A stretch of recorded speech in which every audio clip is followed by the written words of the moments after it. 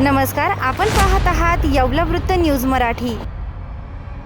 शाळाकडून विद्यार्थ्यांच्या वाहतुकीसाठी स्कूल बसच्या नावाखाली सर्रास टुरिस्ट गाड्यांचा वापर केला जात असल्याचे निदर्शनास येत आहे।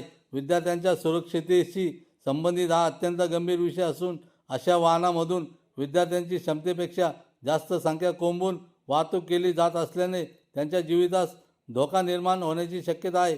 काही वाहनांमध्ये विद्यार्थ्यांना अक्षरशः जनावरांप्रमाणे कोंबून नेले जात असल्याचे चित्र दिसून येत आहे। विद्यार्थ्यांच्या वाहतुकीच्या नावाखाली पालकांकडून मोठ्या प्रमाणात शुल्क आकारले जाते, मात्र त्या बदल्यात विद्यार्थ्यांना सुरक्षित व नियमबद्ध वाहतूक सुविधा दिली जाते का, हा गंभीर प्रश्न आहे। विद्यार्थ्यांची वाहतूक करणाऱ्या संस्थांनी आवश्यक त्या नियमांचे पालन करणे, वाहनांची योग्य तपासणी व देखभाल करणे तसेच विद्यार्थ्यांचा विमा उतरविणे आवश्यक आहे।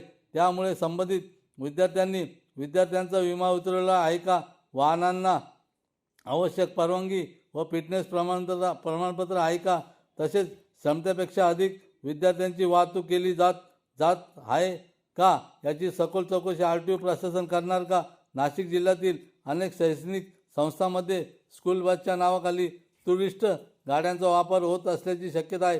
त्यामुळे RTO विभागाने याची गंभीर दखल घेऊन संबंधित शाळा व संस्थांची तपासणी करावी आणि विद्यार्थ्यांच्या सुरक्षिततेशी तडजोड करणाऱ्यावर कठोर कारवाई करावी। विद्यार्थ्यांचे जीवन अनमोल आहे।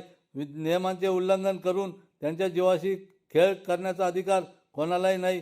प्रशासनाने तातडीने या प्रकाराची चौकशी करून विद्यार्थ्यांच्या सुरक्षिततेची खात्री करावी। धीरज परदेशी, येवला वृत्त न्यूज, येवला।